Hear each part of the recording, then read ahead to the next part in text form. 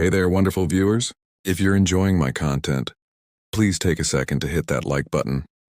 It really helps the YouTube algorithm show my videos to more people. Don't forget to subscribe if you haven't already.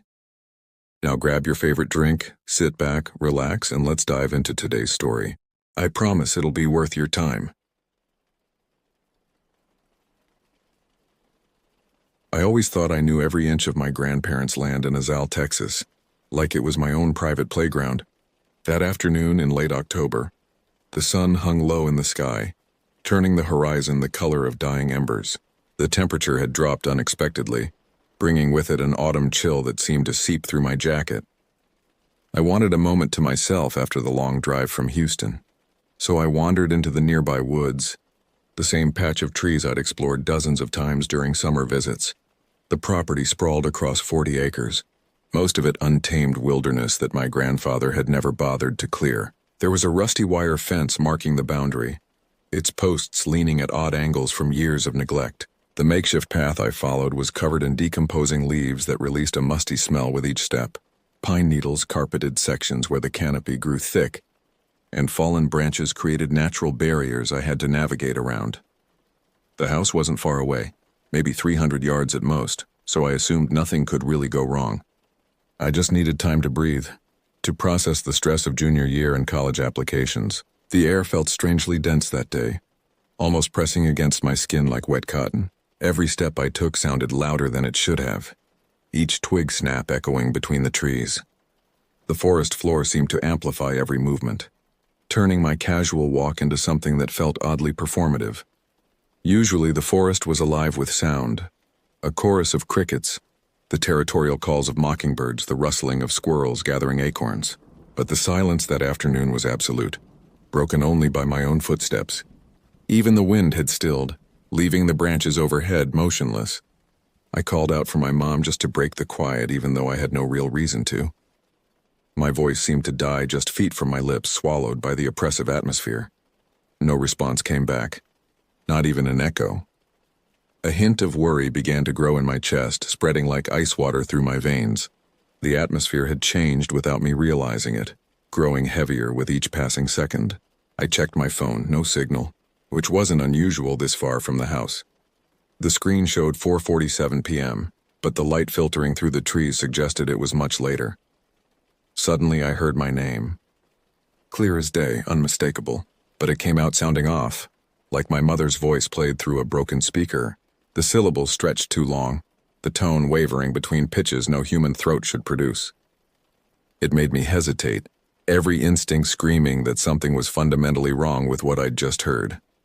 My gut reaction was to answer, so I called back, asking if she needed help. The words left my mouth before I could stop them, hanging in the air like an invitation I immediately regretted sending. Again, no reply came, but I could feel something had shifted in the woods around me. The very air seemed to be holding its breath, waiting. I glanced around, trying to figure out the source of that voice. The trees stood like dark pillars, their bark appearing almost black in the fading light. Shadows pooled between them, creating pockets of darkness my eyes couldn't penetrate. My heart pounded so fiercely that it drowned out all other sounds. In my head, I was running over all the reasons why my mom might be in the woods, but none of them made any sense. She'd been in the kitchen when I left, preparing dinner with my grandmother. She had no reason to follow me out here. And that voice, it was familiar, yet nothing about it felt right. The uncanny valley of sound, close enough to trigger recognition, but wrong enough to set off every alarm in my primitive brain. A moment later, I saw movement behind a thick oak tree about 30 feet away. The trunk was massive, easily 4 feet in diameter, gnarled with age and scarred by old lightning strikes. At first, I assumed it was a deer, or maybe one of the feral hogs that sometimes wandered onto the property. My grandfather had warned me about them, said they could be aggressive during mating season. But then something long and gray came into view, moving with a fluidity that made my stomach drop. A figure emerged, standing taller than any person I knew, at least 7 feet, maybe more. Its proportions were wrong. Limbs too long for its torso, joints bending at angles that hurt to look at. The skin appeared mottled and rough like old leather left to rot in the rain. In places it seemed torn or peeling, revealing darker patches underneath that glistened with moisture. But it was the face that froze me in place. Where features should have been, there was only a vague approximation of humanity. The eyes sat too far apart, black and reflective like a deer's but holding an intelligence that made them infinitely worse. The mouth stretched wider than any human mouth should, filled with teeth that caught the dim light. Not human teeth. These were pointed, serrated things meant for tearing. Its teeth were sharp enough to catch the light in a way that made my stomach lurch. Row after row of them, far more than any mouth should hold. When it noticed me watching, the mouth stretched wider in what might have been a smile. The expression was so fundamentally wrong that my brain struggled to process it. I stayed frozen, my breath catching in my throat. Every nerve in my body screamed at me to run, yet my legs felt like concrete pillars rooted to the forest floor. The thing tilted its head, studying me with those two wide eyes. It shifted its weight from foot to foot, almost like it was testing how I'd react. The movement was unnaturally smooth, more like flowing water than walking. That subtle movement was all the signal I needed. Whatever spell had frozen me shattered, and my legs finally listened. I spun around and sprinted as fast as I could back toward the house, crashing through brush that tore at my clothes. Branches whipped across my face, leaving stinging welts I wouldn't notice until later. Behind me I heard movement, not footsteps exactly, but a rushing sound like wind through leaves. It was keeping pace with me effortlessly, and I knew with terrifying certainty that it could catch me whenever it wanted. This chase was sport, not necessity. The woods felt darker now, as if the thing's presence was draining light from the world. The path I'd followed seemed to have vanished, leaving me to stumble through undergrowth that caught at my ankles. Thorns ripped through my jeans, drawing blood. My lungs burned with each desperate breath, and my eyes watered from the cold air in terror. I risked a glance back and immediately wished I hadn't. The thing was closer now, moving between the trees with impossible grace. Its long arms reached out, fingers splayed wide, almost playfully batting aside branches. And its face. God, its face was still wearing that horrific parody of a smile. When I finally burst from the tree line into the clearing around my grandparents' house, the porch light was just flickering on, casting shaky shadows across the yard. The automatic sensor had detected my movement. I stumbled onto the grass, my legs giving out, sending me sprawling. Behind me, at the edge of the woods, I saw it stop. It stood there, just visible in the gathering darkness, watching, waiting. I scrambled to my feet and ran the last few yards to the house, slamming through the back door with enough force to rattle the windows. Mom and my stepdad were in the living room, watching the local news and discussing dinner plans. They looked up, startled by my dramatic entrance. What on earth? Mom stood, taking in my disheveled appearance. The scratches on my face, the torn clothes, the wild look in my eyes.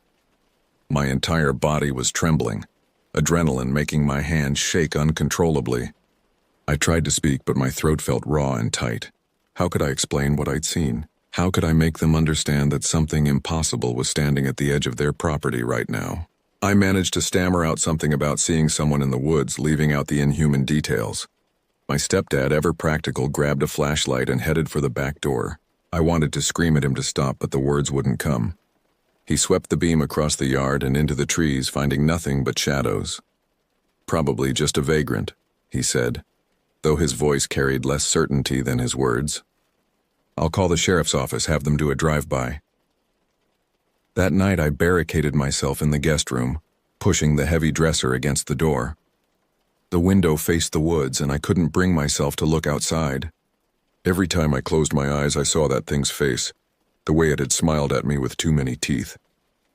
I wrapped myself in blankets despite the sweat pouring off me, creating a cocoon that felt pitifully inadequate against whatever was out there. Sleep barely came over the following nights, and when it did, nightmares overwhelmed me.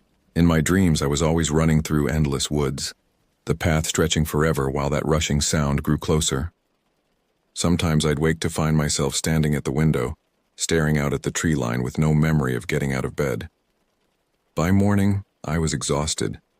My mom noticed the dark circles under my eyes, the way I flinched at sudden movements. She asked if I was feeling sick, but I just shook my head and mumbled something about not sleeping well. The truth felt too big, too insane to voice in the daylight. She didn't press, but I noticed her concerned glances throughout breakfast. My grandmother made her famous buttermilk pancakes, but they tasted like ash in my mouth. Every bite was a struggle. Part of me wanted to tell them everything, But words seemed too small for something so monumentally wrong. I worried they'd think I was having a breakdown, or worse, that they'd believe me and still not know how to help. The days that followed only deepened my dread. I couldn't set foot outside without scanning every shadow, every space between trees. The familiar property had become a minefield of potential hiding spots. Sometimes I'd walk the perimeter of the house trying to convince myself I was just paranoid. But then I'd notice things. Footprints in the dirt too large to be human. Claw marks on tree bark that hadn't been there before. I started hearing faint echoes of footsteps that never matched mine, always a beat off from my own rhythm. Late at night, the yard took on an unnatural quality. Even the insects fell silent, as if they too sensed the wrongness that had invaded this place.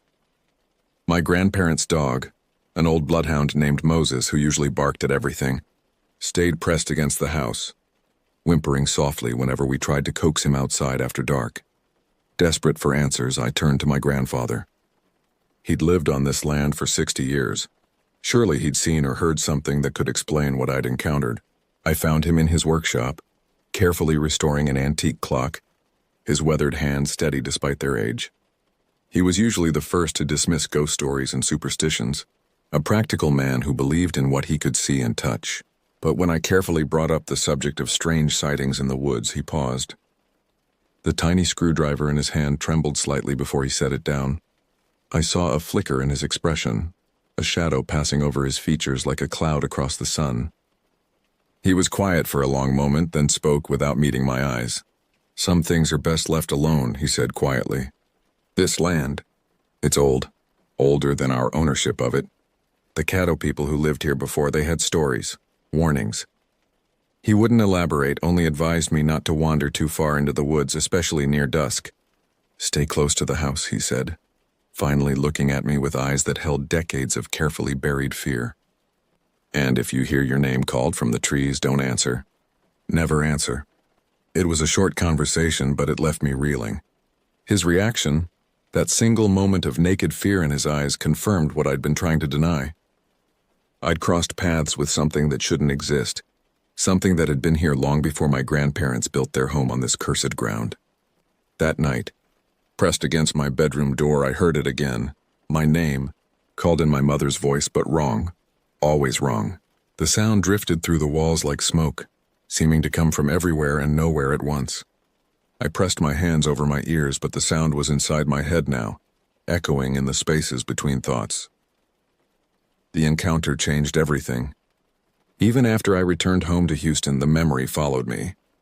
I'd catch glimpses of two tall shadows in my peripheral vision, hear my name whispered in empty rooms.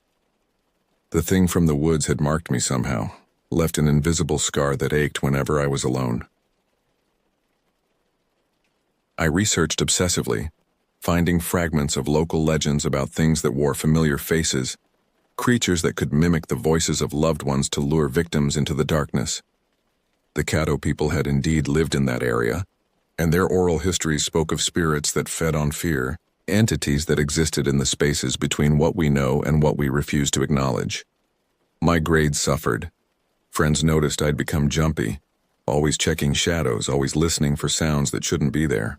I couldn't explain that I was waiting for that thing to find me again, that I knew with terrible certainty it wasn't confined to those Texas woods. It had tasted my fear and found it sweet. The next time we visited my grandparents, I refused to leave the house after sunset. Even in daylight, I stayed clear of the tree line, but I could feel it out there, patient and eternal, waiting for me to forget to let my guard down. Sometimes, standing at the kitchen window, I'd see branches move without wind, shadows that lingered too long before dissolving. My grandfather never spoke of it again, but I caught him watching the woods with the same wariness I felt. We had become sentinels, guarding against something we couldn't name or fully understand. The property that had once been a refuge had transformed into a prison, each of us trapped by the knowledge that something inhuman shared our space. Years later, I still dream about that encounter. In the quiet hours before dawn, I sometimes hear my name called in voices I love but know aren't real. The fear has become part of me, woven into my DNA like a survival instinct from our prehistoric ancestors who knew to fear the dark. I've never returned to those woods. I never will, but I know that doesn't matter. Whatever I encountered that October afternoon left its mark on more than just my memory. It opened a door in my mind that can never fully close. A passageway between the rational world I desperately want to believe in and the horrifying truth that some stories we tell, children aren't just stories, they're warnings. And I learned, too late, that some warnings should never be ignored. The thing in the woods is still there, I'm certain of it, waiting with infinite patience for the next curious soul to wander too far from safety.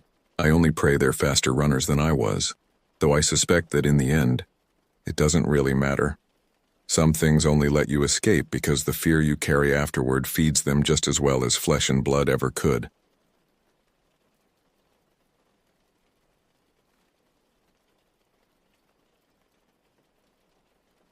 The October air bit through my jacket as I settled into my tree stand at 4 in the morning. I'd been hunting these woods for 15 years, knew every trail, every clearing, every spot where deer like to bed down. My name's Michael, and at 38 I thought I'd seen everything these woods had to offer. God knows I was wrong about that. The morning passed slow and cold. I watched squirrels chase each other through the canopy, listened to turkeys calling from the ridge. Normal forest sounds. By noon I'd eaten both sandwiches I'd packed and was starting to wonder if this would be one of those empty-handed days. Then around 3:30, just when the light started taking on that golden quality, I spotted movement through the trees. A buck decent size, picking his way through the undergrowth about 80 yards out. My hands moved on muscle memory, rifle up, safety off, crosshairs steady on his shoulder. The shot rang out clean and true. He dropped where he stood, maybe took 2 steps before his legs gave out. I waited 20 minutes before climbing down, giving him time to expire fully. No sense rushing things. The walk to where he lay took longer than expected. The afternoon shadows were already stretching long between the trees, and I realized with a start that I'd been in my stand for nearly 12 hours. My legs protested as I knelt beside the deer, a solid 5-pointer, probably close to 200 pounds dressed out. The field dressing went quick, but by the time I finished, the sun was touching the horizon. That's when the first twinge of worry hit me. 5 miles back to my truck and darkness coming fast. I'd left my game cart stashed about 2 miles from the stand, tucked behind a fallen oak where I always left it. The drag to the cart left me winded, sweat cooling on my back despite the dropping temperature. My shoulders burned from hauling the deer by his antlers, and I kept having to switch hands every 50 yards or so. The cart sat right where I'd left it, covered in a light dusting of leaves. I should have inspected it closer, should have noticed how the left wheel had developed a hairline crack over the summer. But I was tired, getting nervous about the fading light, and just wanted to load up and get moving. I managed to wrestle the deer onto the cart's platform, using bungee cords to secure him. The first 100 yards went fine. The trail here was relatively smooth, just a few roots and rocks to navigate around. Then I hit a section where last week's rain had washed channels across the path. The cart bucked and jumped, and I heard a sound like a branch snapping. The left wheel exploded off the axle, sending the cart tilting hard to one side. The deer's weight shifted, nearly pulling the whole thing over. I grabbed the handle with both hands, fighting to keep it upright, but it was no use. The wheel bounced away into the underbrush, and I stood there staring at the mangled axle, my breath coming in clouds in the rapidly cooling air. No spare wheel. No way to fix it. No cell signal this deep in the woods. I checked my phone anyway. Nothing but a black screen where the signal bars should be. The reality of my situation started to sink in. 3 miles to go, full dark in maybe 30 minutes, and 200 pounds of fresh meat that every predator in these woods would smell from miles away. I've carried deer before, but never this far. You sling them over your shoulders. Front legs on one side, back legs on the other, head hanging down your back. The first few 100 yards, you tell yourself it's not so bad. Your legs are strong, your back can take it. You've hauled heavier things. But after half a mile, the weight starts to compound. Every step drives the carcass down onto your spine. The blood that hasn't fully drained soaks through your jacket, cold and sticky against your skin. Your breathing gets labored, not just from exertion but from the pressure on your chest. I had to stop every 200 yards or so, easing the deer to the ground and straightening my back until the vertebrae popped. The forest had gone completely dark now, and my headlamp carved out a narrow tunnel of light ahead. Outside that beam, the woods pressed in black and absolute. That's when I noticed how quiet everything had become. No owl calls, no rustling of small animals in the leaves. Even the wind had died to nothing. Just my own ragged breathing and the soft thud of my boots on the trail. The silence felt wrong, like the forest was holding its breath. I hoisted the deer back up and kept moving. The trail here wound through a section of old growth, massive oaks and maples that had probably been here since before my grandfather's time. In daylight, it was beautiful. In the dark, with 200 pounds of dead weight on my back, those trees felt like they were leaning in, watching. Then, from somewhere off to my left, came the first howl. Coyotes. We'd been having problems with them for the past few years. Big packs moving down from the north as development pushed them out of their traditional territories. Most times they kept their distance from humans, but a fresh kill was different. That was an invitation. The howl started low, almost mournful, then climbed to a sharp yip, yip, yip that made my skin crawl. Within seconds, another voice joined from the right, then another behind me. They were spreading out, testing, seeing how I'd react. I picked up my pace, ignoring the fire in my legs and the way the deer's weight made each step a struggle. The trail dipped here. Heading down toward the marshy area I'd have to cross before hitting the last climb to the road. My headlamp beam wavered as I half jogged, half stumbled down the slope. More howls now, closer. I could hear them moving through the underbrush, not even trying to be quiet about it. Branches snapping, leaves rustling. They were keeping pace with me, maybe 30 yards out on either side. My right hand found the handle of the hatchet on my belt, though what good that would do against a whole pack I didn't want to think about. The howling suddenly stopped, and somehow that was worse. Now I could hear them breathing, hear the soft pad of paws on leaves. My headlamp caught pairs of eyes reflecting green in the darkness, 1 set, 2, 5, 8. They were all around me now, tightening the circle with each step I took. I tried to remember everything I'd read about coyote behavior. Don't run, that triggers the chase instinct. Make yourself big and loud. But how do you look big with 200 pounds of deer on your back? How do you shout threats when you can barely breathe? The ground went soft under my boots and I knew I'd reached the edge of the swamp. In spring, this whole area flooded. Now in October, it was a maze of mud, standing water, and grass hummocks that could turn an ankle or swallow a boot. In daylight, you picked your way careful, testing each step. In the dark, pursued by predators, it was a nightmare. My first step sank ankle-deep in black mud that reeked of decay. The deer's weight drove me deeper, and for a terrifying second, I thought I'd stick fast. I wrenched my foot free with a wet sucking sound and stumbled forward, trying to find solid ground. The coyotes had reached the swamp edge too. I could hear them splashing, whining with frustration as they hit the deeper water. But they didn't stop. They knew the land better than I did, knew the solid paths through the mire. While I floundered and crashed through the muck, they moved like ghosts, appearing and disappearing in my headlamp beam. Water seeped through my boots, ice cold and thick with mud. The deer on my back felt like it had doubled in weight, driving me down with each struggling step. My headlamp flickered. Water in the connections, or maybe the batteries starting to fail. The thought of being out here in total darkness made my stomach clench. A coyote materialized directly in front of me, maybe 15 feet away. Bigger than any coyote had a right to be. Ribs showing through matted fur, eyes reflecting that sick green light. It didn't attack, just stood there, head low, lips pulled back from yellowed teeth. Waiting. They were all waiting, letting the swamp do their work for them. Wearing me down, step by muddy step. I drew the hatchet with my free hand, the other still gripping the deer's legs. Get back! My voice came out as barely more than a wheeze. The coyote tilted its head almost like it was laughing at me. Then it melted back into the darkness and I pushed forward through the sucking mud. Halfway through the swamp, my strength started to fail. My legs shook with each step, muscles cramping from the constant strain. The deer felt like it was made of lead, crushing down on my spine until I could barely stand upright. But stopping here meant sinking into the mud, meant giving the pack the opening they were waiting for. They were getting bolder. One darted in from the left, snapping at the deer's hanging head before dancing back out of hatchet range. Another circled behind, so close I could smell its wet dog stench over the swamp rot. They were testing, probing, looking for the moment when I'd finally collapse. My headlamp chose that moment to die completely. The darkness slammed down like a physical weight. No moon, no stars through the canopy, just absolute black. I froze, heart hammering, trying to get my bearings. The coyotes went silent too, probably as surprised as I was. Then I heard them moving again, splashing through the water, circling tighter. I forced myself to move, navigating by feel and memory. Mud, water, the occasional solid spot. The fence line should be ahead somewhere, maybe another 100 yards. If I could reach that, get over it, maybe they'd give up. Maybe.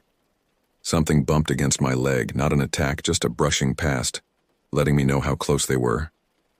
My free hand swung the hatchet in a wild arc, hitting nothing but air.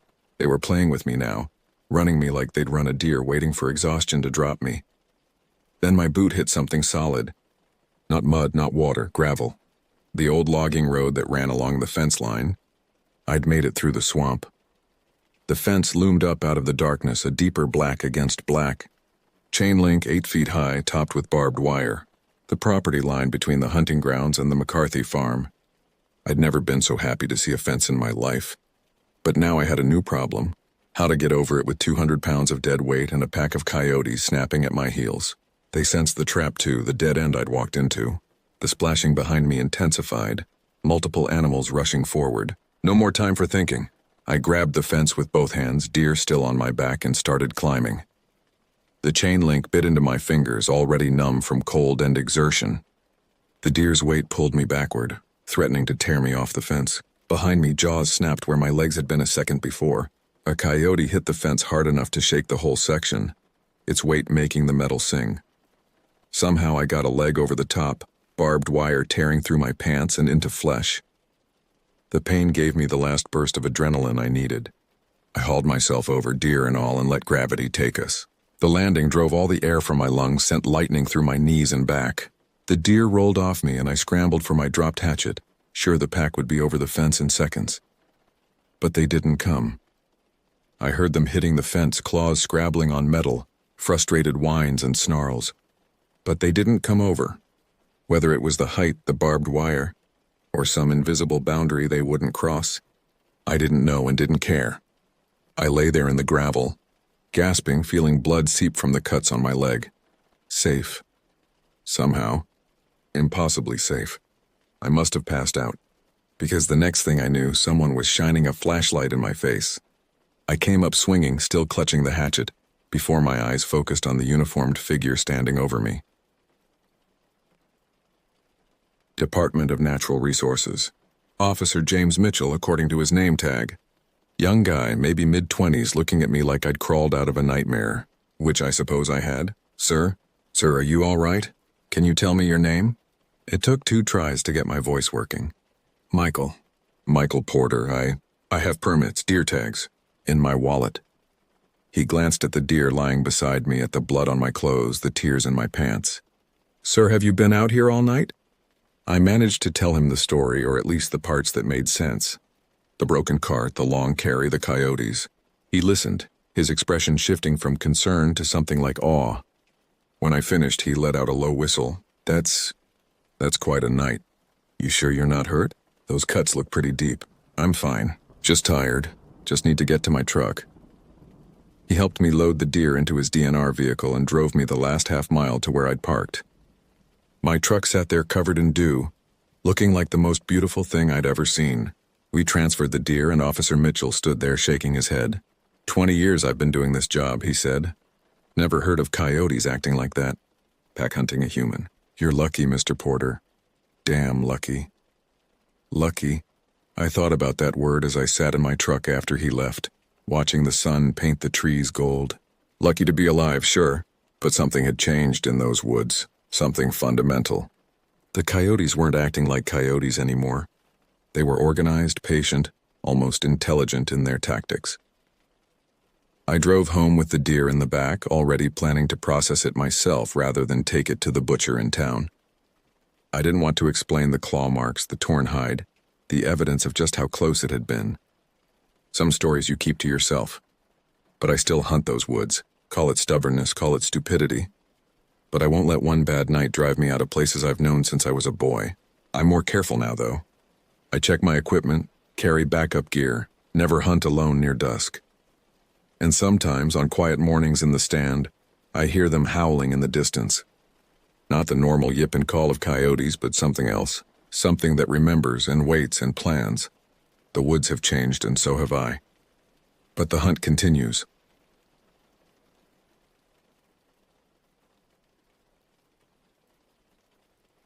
I've spent most of my life in Blackwood Forest, a vast expanse of ancient trees and hidden valleys nestled in the heart of the Appalachian Mountains. This isn't some quaint woodland retreat you'd find in a tourist brochure. Blackwood is old, older than the towns that cling to its edges, older than the roads that wind through its outskirts. It's a place with secrets where the shadows seem to breathe and the silence can deafen you. My name is Jack Hawthorne, and I've called these woods home for the better part of 4 decades. I learned their ways from my grandfather, Ezra, a grizzled mountain man who could read the forest like most folks read a book. He taught me how to survive here, how to respect the land and its rhythms. Boy, he'd say, his voice rough as pine bark, these woods ain't just trees and dirt. They're alive, and they've got a mind of their own. You gotta learn to listen, to feel what they're telling you. I took those lessons to heart. Over the years, I became as much a part of Blackwood as the towering oaks and the winding creeks. I built my cabin deep in the forest, far from the nearest town of Millbrook. It's a simple life, hunting, trapping, foraging. I trade furs and herbs with the townsfolk when I need supplies, but mostly I keep to myself. Out here, a man can find peace in the solitude, can hear his own thoughts above the din of the world. Or at least that's how it used to be. It all changed about a month ago. The first sign was subtle, so subtle I almost missed it. The birds went quiet one morning, their usual dawn chorus replaced by an eerie silence. At first I chalked it up to a passing storm or maybe a hawk in the area, but as the days wore on, that silence spread like a disease through the forest. Then came the tracks. I've been reading sign in these woods since I was knee-high to a grasshopper, but these were something else, huge, deeper than any bear print I'd ever seen, with claw marks that tore into the earth like furrows. Whatever made them was big, heavy, and walked on 2 legs more often than 4. I tried to convince myself it was just a large black bear, maybe one driven down from the higher peaks by an early frost. But deep down I knew better. Bears don't move like that. Don't leave a trail of broken branches 15 feet off the ground. The kills started soon after. First it was deer, half-eaten carcasses left to rot in clearings, their rib cages split open like someone had peeled them apart with bare hands. Then smaller game, rabbits, raccoons, even a young bobcat. Each kill was more violent than the last, less about feeding and more about something else. Something that sent a chill down my spine. I fortified my cabin as best I could, setting extra traps around the perimeter and keeping my trusty Winchester close at hand. Sleep became a luxury, snatched in fitful bursts between long nights of watching and listening.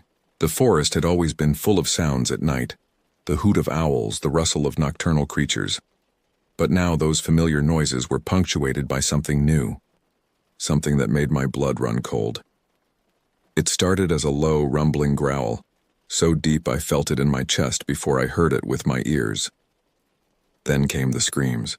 Not quite human, not quite animal, but a horrifying blend of both.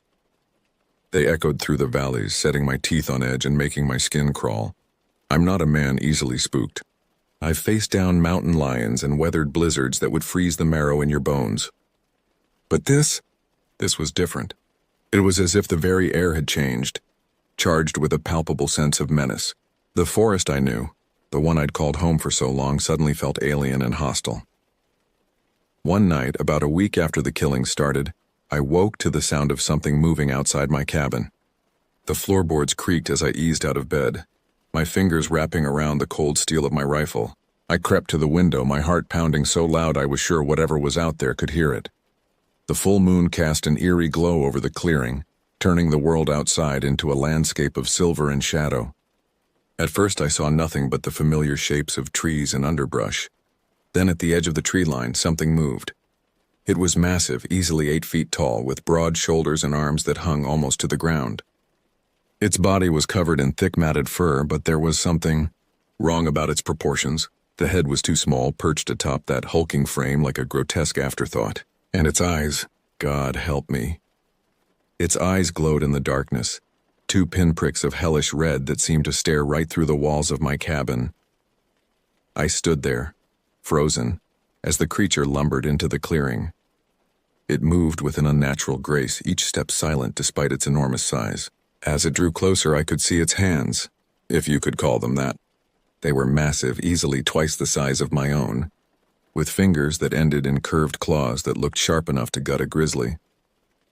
The thing paused about 20 yards from my cabin, its misshapen head swiveling as if scenting the air. I held my breath, my finger resting lightly on the trigger of my rifle. For a moment that stretched into eternity, neither of us moved. Then, with a speed that defied its bulk, the creature whirled and sprinted back into the forest.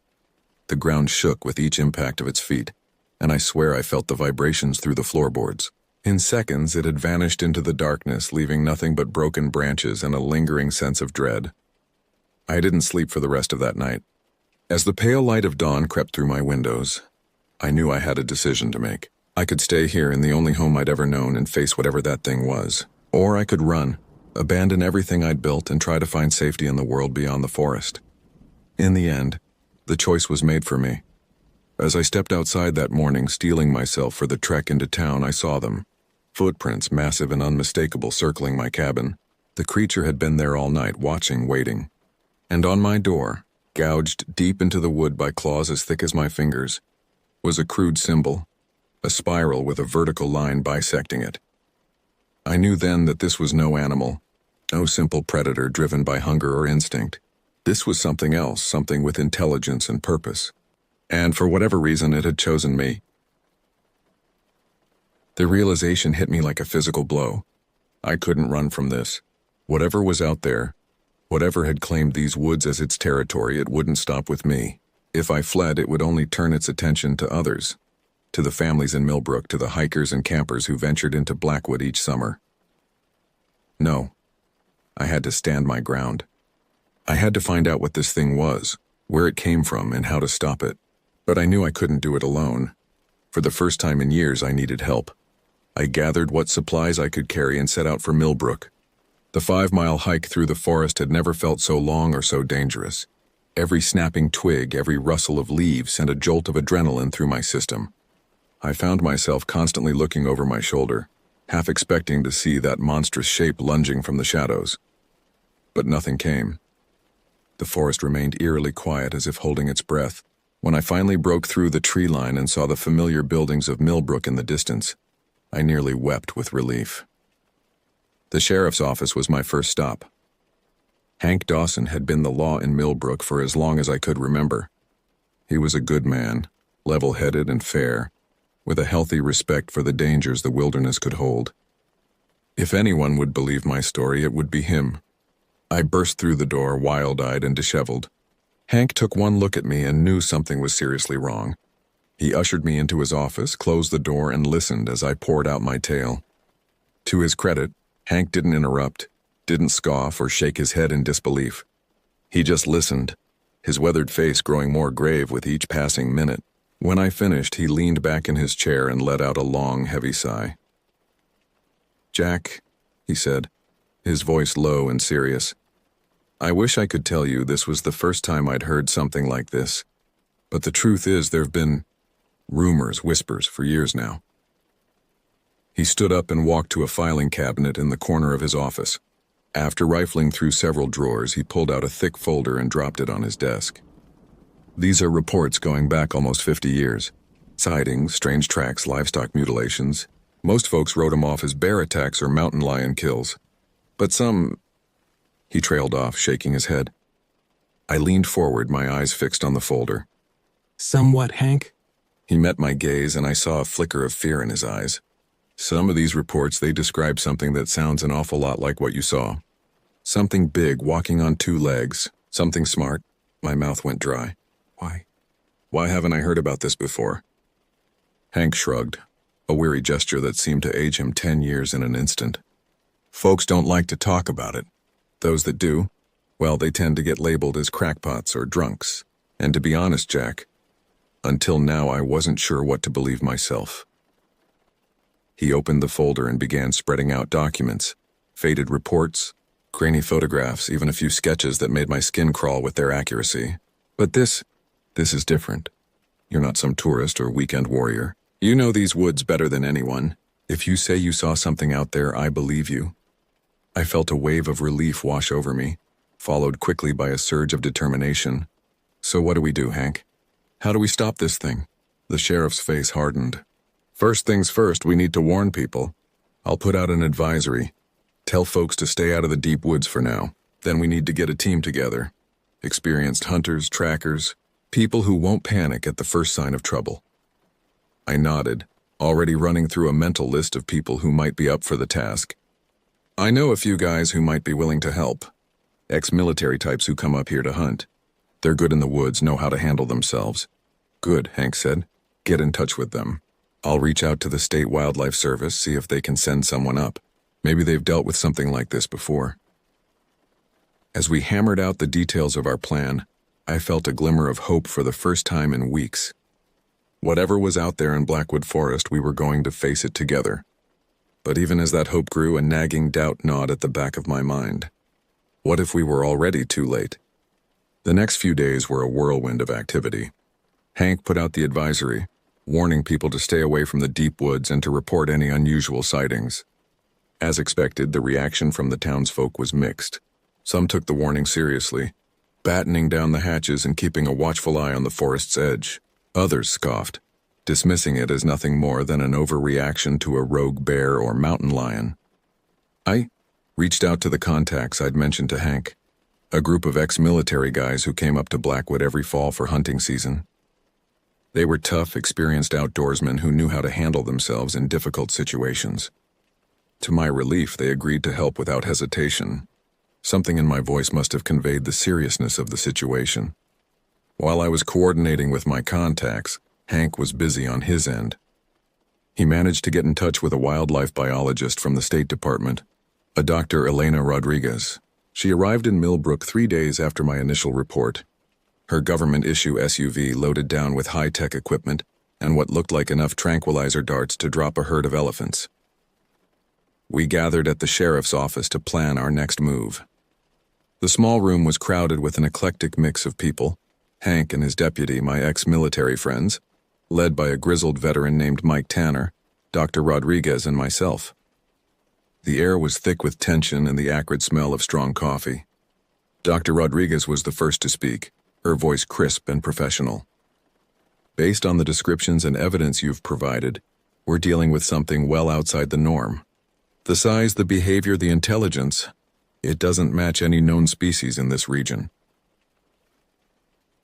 Mike Tanner, a barrel-chested man with steel-gray hair and eyes that had seen too much, leaned forward. So what exactly are we dealing with here, Doc? Some kind of mutant bear? Escaped government experiment? The biologist shook her head. I'm not prepared to speculate on its origins. What I can tell you is that this creature, whatever it is, poses a significant threat. The level of aggression described, combined with its apparent size and strength, makes it extremely dangerous. No shit, one of Mike's buddies muttered, earning a sharp look from Hank. I cleared my throat. The real question is, how do we stop it? I've seen what this thing can do. Regular hunting rifles might not be enough. Dr. Rodriguez nodded grimly. You're right. That's why I've brought some specialized equipment. Tranquilizer guns capable of delivering a dose strong enough to drop a bull elephant. If we can sedate the creature, we can contain it for study. The room erupted in a chorus of protests. Mike's voice rose above the others. With all due respect, Doc, we're not looking to capture this thing for your research. We need to eliminate the threat permanently. Hank held up his hands, silencing the room. Let's not get ahead of ourselves. Our priority is to locate this creature and assess the situation. Once we have eyes on it, we can make a decision about how to proceed. It was a tense compromise, but one we all reluctantly agreed to. We spent the next few hours poring over maps of Blackwood Forest, identifying likely areas where the creature might be denning. I pointed out the locations of the kills I'd found, as well as the cave system where I'd had my terrifying encounter. As night fell, we finalized our plan. We would split into 3 teams, each covering a different section of the forest. We'd stay in radio contact, converging on any area where we found fresh sign. The goal was to locate the creature's lair and, if possible, observe it from a safe distance. I couldn't shake the feeling that we were woefully unprepared for what we were about to face. As I looked around at the determined faces of my companions, I wondered how many of us would make it back from this hunt. The next morning dawned cold and gray, a light drizzle falling from a leaden sky. It was as if the forest itself was trying to warn us away, to keep its secrets hidden in the mist and shadows. We gathered at the trailhead, a somber group laden with gear and weapons. The weight of what we were about to do hung heavy in the air. Hank divided us into the prearranged teams. I was with Mike and two of his ex-military buddies, Dave and Carlos. Dr. Rodriguez joined the sheriff's team, while the third group was led by Hank's deputy. We checked our radios one last time, made sure everyone had the coordinates for our rendezvous points, and then, with a final nod from Hank, we set off into the gloom of Blackwood Forest. The woods seemed different now, charged with an electric tension that set my nerves on edge. Every shadow held the potential for danger, every rustle of leaves a possible threat. We moved slowly, methodically, our eyes constantly scanning the underbrush for signs of our quarry. About 2 hours into our search, we found our first clue. A massive oak tree. Its trunk, easily 5 feet in diameter, had been marked with deep claw gouges. The mark started about 7 feet off the ground and ran almost to the top of my head. The raw wood beneath was still oozing sap, indicating the marks were fresh. Mike let out a low whistle. "Jesus," he muttered, running his hand over the gouges. "Whatever did this has some serious claws." I nodded grimly. "And it's close. These couldn't have been made more than an hour ago." We radioed our position to the other teams and continued on, our senses heightened, weapons at the ready. The forest had gone eerily quiet, the usual backdrop of birdsong and rustling wildlife conspicuously absent. As we pushed deeper into the woods, the terrain became rougher, the underbrush thicker. We were approaching the area where I'd encountered the creature near the cave system. The memory of that night sent a shiver down my spine. Suddenly, Carlos held up a hand, signaling us to stop. He pointed silently to a break in the undergrowth ahead. We crouched low, inching forward to get a better look. The clearing beyond was a scene of carnage. The remains of what looked like a black bear were strewn across the forest floor, its massive body torn apart with savage force. But it wasn't the dead bear that held our attention. It was the enormous, misshapen footprints that surrounded the kill. "My God," Dave whispered, his face pale. "What kind of animal can take down a full-grown bear like that?" I opened my mouth to respond, but the words died in my throat. A sound echoed through the forest, a deep, rumbling growl that seemed to come from everywhere and nowhere at once.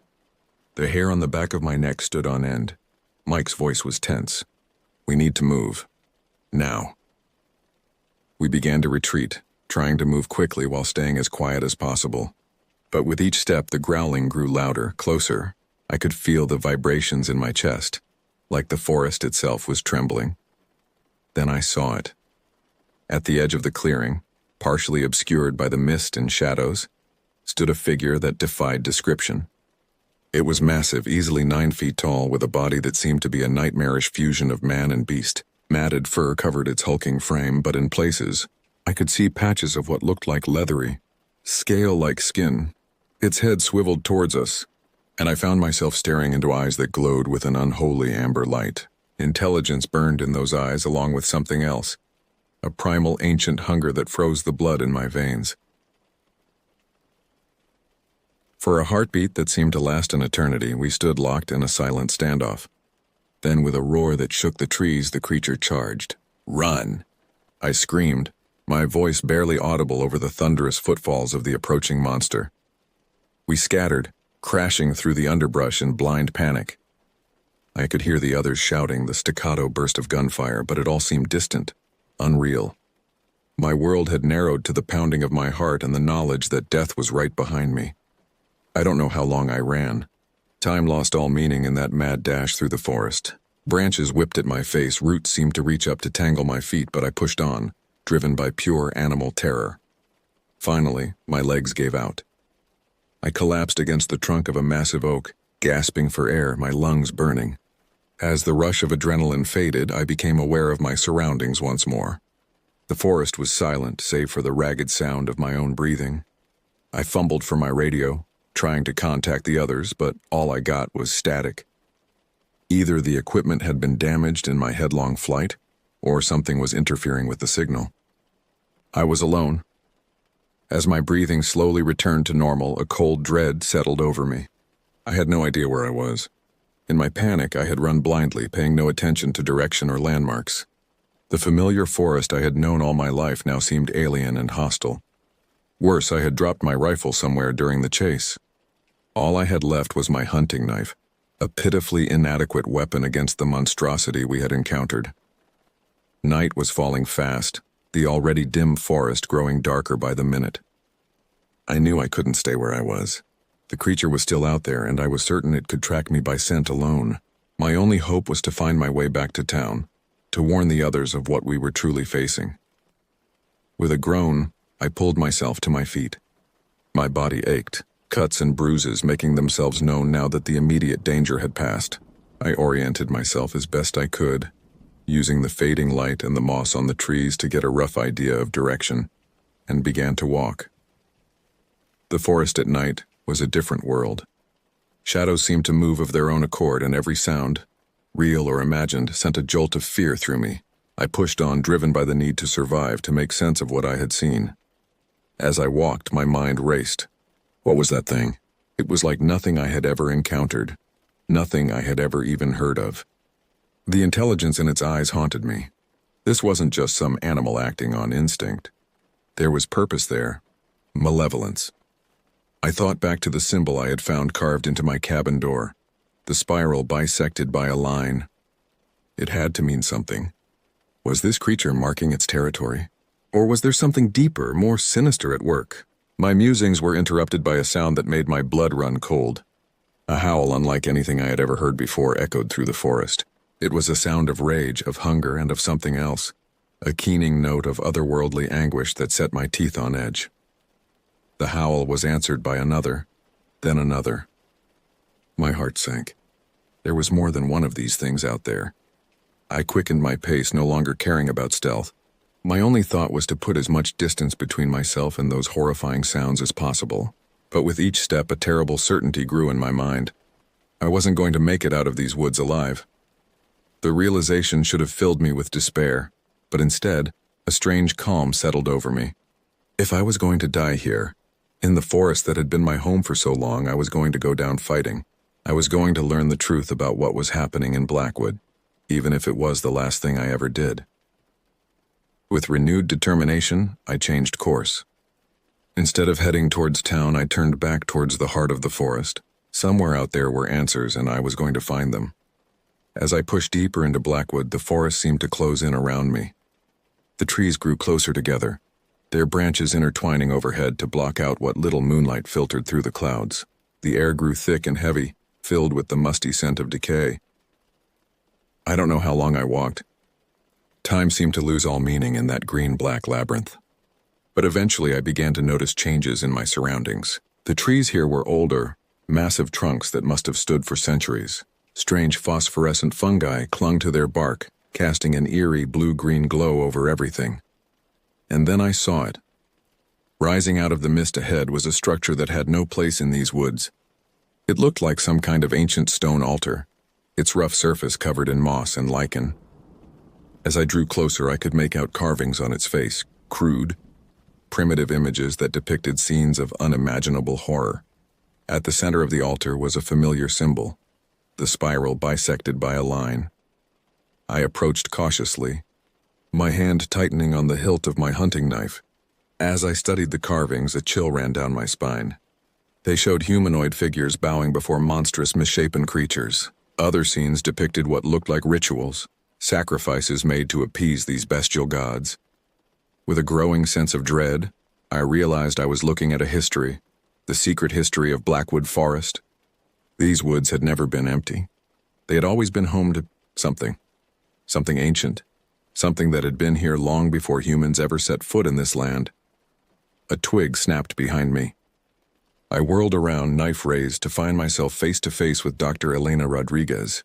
She looked haggard, her clothes torn and dirty, a wild look in her eyes. "Jack," she gasped, relief evident in her voice. "Thank God, I thought everyone else was dead." I lowered my knife, my mind reeling. "Elena, how did you find this place?" She shook her head, moving past me to examine the altar.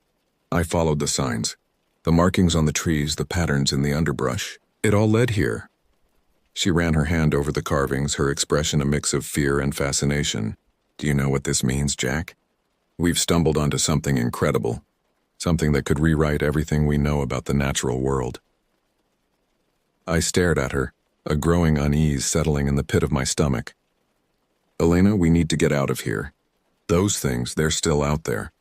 We need to warn people to... Warn them? She cut me off, her voice rising. Don't you see, Jack? This is bigger than us, bigger than Blackwood. These creatures, they're not just animals. They're guardians. Protectors of an ancient power that's been sleeping in these woods for millennia. As she spoke, her eyes seemed to glow with an inner light, the same amber hue I had seen in the eyes of the creature. With dawning horror, I realized the truth. You're one of them, I whispered, taking a step back. You've been working with them all along. Elena smiled, but it was no longer a human expression. Her face began to shift, to elongate. Not working with them, Jack, I am them. We are the old ones, the true masters of this land, and it's time for us to reclaim what's ours. I turned to run, but my legs wouldn't move. A paralyzing fear gripped me as Elena's form continued to change, her body twisting and growing until she towered over me, a monstrous fusion of human and beast. As consciousness began to fade, my last thought was of the forest I had loved, the forest that had been my home. But it had never truly been mine. It had always belonged to them. The last thing I saw before darkness took me was the symbol on the altar, glowing with an otherworldly light. The spiral and the line, the mark of the old ones, the true masters of Blackwood Forest. And then mercifully I knew no more. I awoke to the sound of chanting. At first I thought I was dreaming. The rhythmic, guttural sounds seemed to come from everywhere and nowhere at once, reverberating through my bones. As consciousness slowly returned, the memories came flooding back. The hunt, the monster, the altar, Elena's transformation. A wave of panic washed over me, but I forced it down. I needed to stay calm to assess my situation. I was lying on cold, damp stone. My hands and feet were bound with what felt like thick, ropey vines. The air was heavy with the scent of earth and decay, undercut by a sharp, musky odor that made my nose wrinkle. Slowly, carefully, I opened my eyes. I was in some kind of underground chamber, dimly lit by the same phosphorescent fungi I had seen in the forest. The walls were rough-hewn stone, covered in more of the primitive carvings I had seen on the altar. In the center of the chamber stood a massive stone slab, stained dark with what I prayed wasn't blood. Around the slab stood a circle of beings. I couldn't bring myself to call them creatures, not anymore. They were something more, something older. Each was easily 8 feet tall, their bodies a nightmarish blend of human and animal features. Some had the heads of wolves or bears. Others had too many limbs or eyes in places where no eyes should be, but all of them moved with an unsettling grace, swaying in time to the chant that filled the air. At the head of the stone slab stood the thing that had once been Elena Rodriguez. In this form, she was even more terrifying, a towering, furred monstrosity with a face that was almost human, save for the glowing amber eyes and the mouth full of dagger-like teeth. As if sensing my gaze, Elena Thing turned towards me. The chanting stopped abruptly, leaving a silence so profound it was almost painful. "Ah, our guest awakens," Elena said, her voice a rumbling growl that nonetheless retained traces of her human speech. "Welcome, Jack Hawthorne, to the heart of Blackwood." I tried to speak, but my throat was dry, my voice a barely audible rasp. What are you?" Elena's monstrous face twisted into what might have been a smile. "We are the old ones, Jack. The first children of this land, born from the very earth itself. We walked these forests when your kind were still huddling in caves, fighting for survival against the night." She gestured around the chamber. "This place, this entire forest is our domain. For millennia we slumbered, content to let your kind scurry about on the surface. But now," her eyes narrowed, glowing with an inner fire, "now the time has come for us to reclaim what is ours." One of the other beings stepped forward, this one with the head of a great elk, its antlers scraping the chamber's ceiling. When it spoke, its voice was like the creaking of ancient trees. The human must be prepared for the ritual. The gateway cannot be opened without a sacrifice. A chill ran down my spine. Gateway? Sacrifice?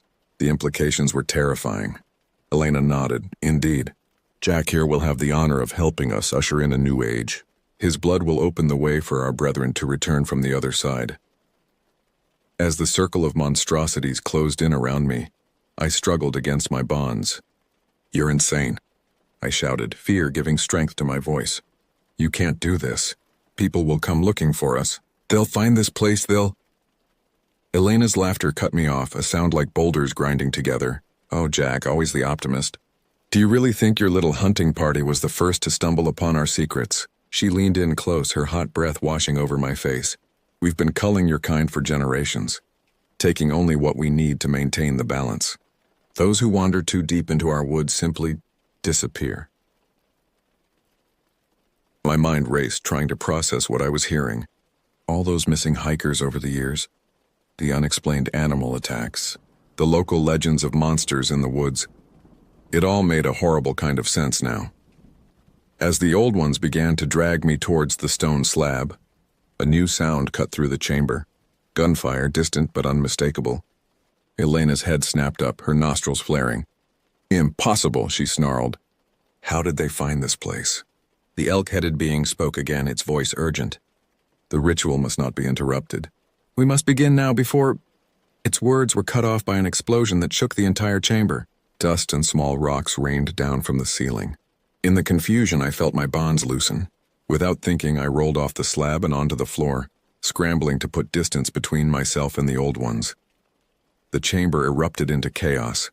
Some of the beings rushed towards the source of the explosion, while others tried to grab me.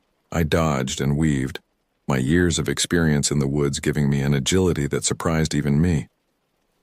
Through the dust and confusion, I saw a familiar face, Mike Tanner, looking battered but very much alive, leading a group of heavily armed men into the chamber. They opened fire on the old ones, the muzzle flashes of their weapons casting stark shadows on the walls. "Jack," Mike shouted, spotting me. "Over here!" I ran towards him, narrowly avoiding the grasping claws of one of the monsters. As I reached the group, Mike shoved a pistol into my hands. "Thought you might need this," he grinned, though the expression didn't reach his eyes. How did you find me?" I gasped, my lungs burning. Mike's face hardened, followed the trail of bodies. "These things have been busy, but we can catch up later. Right now, we need to get the hell out of here." As we fought our way back towards the entrance, I caught glimpses of the battle raging around us. The old ones were incredibly strong and seemed to shrug off wounds that would have dropped a normal animal. But they weren't invincible. I saw at least 2 of them go down under sustained fire. Elena was in the thick of the fight, her massive form towering over the others. She moved with terrifying speed, her claws rending flesh and armor alike. As we neared the exit, her eyes locked onto mine. "This isn't over, Jack Hawthorne," she roared, her voice shaking dust from the ceiling. "The gateway will be opened. The old ones will rise again." We burst out of the underground chamber into the cool night air of the forest. Without pausing, Mike led us on a punishing pace away from the site. It wasn't until we had put several miles between us and that nightmarish place that we finally stopped to catch our breath. As the adrenaline faded, the full weight of what had happened began to sink in. I looked at Mike, saw the haunted look in his eyes that I'm sure was mirrored in my own. "We can't let them open that gateway," I said, my voice hoarse. "Whatever's on the other side, it can't be good." Mike nodded grimly. "Agreed, but we're going to need help. This is bigger than anything we've ever faced." As we made our way back towards town, I couldn't shake the feeling that this was only the beginning. The old ones had been awakened, their plans set in motion. And somehow I knew that I would play a crucial role in whatever was to come. The forest around us seemed to whisper with hidden menace. Blackwood had always been my home, but now I realized I had never truly known it at all. The real battle for the soul of these ancient woods was just beginning. And I had a sinking feeling that the fate of far more than just our little corner of the world hung in the balance. The next few weeks were a blur of frantic activity. Mike and I had barely made it back to town before all hell broke loose. The old ones, enraged by our escape and the disruption of their ritual, launched a full-scale assault on Millbrook.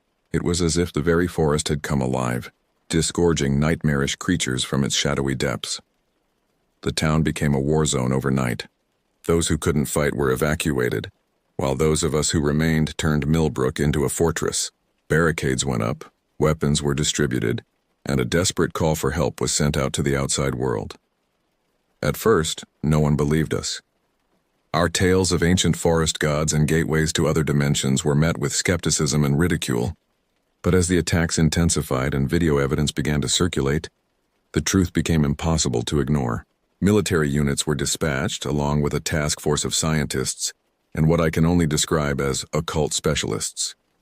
Dr. Elena Rodriguez, or rather the thing that had worn her face, became our most feared adversary. She led the old ones with brutal efficiency, her knowledge of human tactics making her doubly dangerous. More than once I found myself face to face with her in battle, her amber eyes burning with hatred and something else. A grudging respect, perhaps, for the prey that refused to lie down and die. As the conflict dragged on, we began to uncover more about the history of Blackwood and the Old Ones. Ancient texts spoke of a cyclic awakening, a time when the barriers between worlds grew thin and the Old Ones could attempt to reclaim their former dominion. The symbol I had seen, the spiral bisected by a line, represented this cycle, the intersection of our world with theirs. The key to stopping them, we learned, lay in disrupting the ritual that would fully open the gateway. But to do that, we needed to find the heart of their power, the place where the boundary between worlds was thinnest. It was Hank who finally put the pieces together. Poring over centuries-old maps and land surveys, he discovered that Blackwood Forest had a secret at its core, a place where ley lines converged, a nexus of natural energy that the Old Ones had used to fuel their slumber and would now use to power their resurrection. Armed with this knowledge, we formulated a desperate plan. While the bulk of our forces would launch a massive assault on the Old One's main host, a small team would infiltrate the heart of the forest and disrupt the ritual. I, with my intimate knowledge of Blackwood's terrain, would lead this team. The night of the attack was chaos incarnate. The sky above Blackwood boiled with unnatural storm clouds, flashes of eldritch energy painting the world in sickly hues. The sounds of battle, gunfire, explosions, and the inhuman howls of the Old Ones echoed through the woods.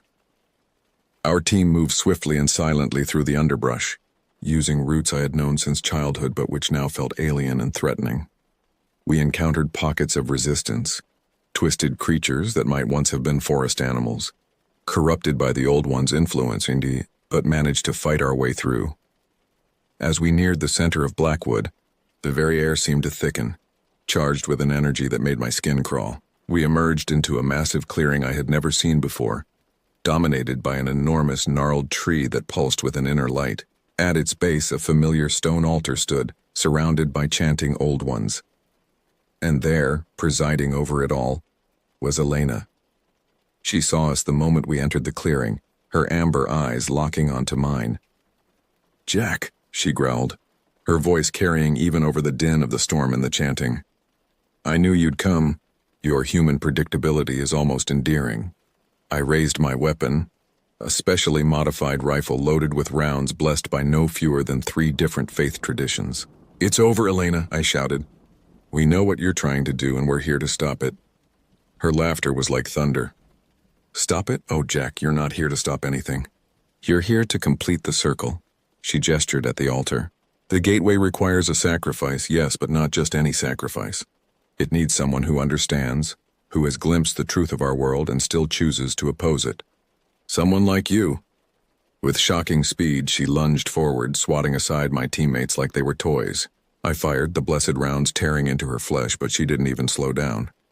In an instant, she was upon me, her claws digging into my shoulders as she lifted me off the ground. "Don't you see, Jack?" she hissed, her face inches from mine. "This was always your destiny. From the moment you set foot in these woods as a child, you were marked for this." As she carried me towards the altar, I locked eyes with Mike, who was struggling to his feet. I saw the recognition in his eyes, the realization of what needed to be done. He nodded once, then turned and sprinted towards the great tree. Elena was so focused on me that she didn't notice Mike until it was too late. He reached the tree and plunged something into its trunk, a vial of silvery liquid that one of the occult specialists had given us, said to be anathema to the Old One's power. The effect was immediate and catastrophic. The tree's glow turned from a sickly green to a brilliant white, then began to pulse erratically. Elena screamed, a sound of pure anguish that shook leaves from the surrounding trees. Her grip on me loosened and I fell to the ground. The clearing erupted into chaos. The Old One's chanting turned to howls of pain and fury. The storm above intensified, bolts of energy striking the ground randomly. I crawled away from Elena, who was writhing in agony, her form shifting uncontrollably between human and monstrous. "What have you done?" she shrieked, her voice distorting. "You've doomed us all." I watched in horrified fascination as cracks began to appear in the air itself. Lines of bright energy that split reality like breaking glass. Through these cracks I caught glimpses of something. Other worlds maybe, or the spaces between worlds. The gateway was opening, but not in the way the old ones had intended. "We need to go," Mike shouted, grabbing my arm and hauling me to my feet. "This whole place is coming apart." We ran, the world dissolving around us, trees twisted and warped, the ground beneath our feet becoming unstable. Behind us I heard Elena's voice one last time, no longer angry but filled with a terrible sadness. "We only wanted to go home. Jack, remember that." Then there was a sound like reality itself tearing, and a wave of force threw us forward. I don't remember much of what happened next. Flashes of light, a sensation of falling, the feeling that I was being pulled in 1,000 directions at once. When I came to, I was lying on the forest floor, the familiar sounds and smells of blackwood surrounding me. But it was different. The oppressive atmosphere, the sense of ancient malevolence that had permeated the woods was gone. Blackwood felt lighter somehow, as if a great weight had been lifted from it. We made our way back to Millbrook to find the battle over. The old ones had vanished, along with any trace of their existence. To most of the world, the events in Blackwood would be written off as a bizarre mass hallucination, a story to be sensationalized and then forgotten. But those of us who were there, who saw the truth, we would never forget. We had glimpsed a reality far vaster and more terrifying than we had ever imagined, and that knowledge would stay with us forever. In the months that followed, I often found myself back in the woods, walking familiar trails that now felt subtly changed. Sometimes in the deepest parts of the forest, I thought I could hear whispers on the wind, catch glimpses of shapes just at the edge of vision, remnants perhaps of the old one's world bleeding through the weakened barriers between realities. Blackwood would never be the same. But then again, neither would I. The forest had been my home, my teacher, my entire world for so long. Now I understood that it was so much more, a doorway to realms beyond human comprehension, a battleground in a war older than time itself. As I stand here now, watching the sun set over the treetops, I can't help but wonder, did we really win, or did we simply delay the inevitable? The old one spoke of cycles, of an eternal rhythm of sleeping and waking. Perhaps someday they will return. Perhaps the gateway will open once again. But until that day comes, I'll be here, watching, waiting, ready to defend my home and my world, no matter what horrors the forest might hold, for Blackwood is mine as much as it ever was theirs, and I will not let it fall without a fight.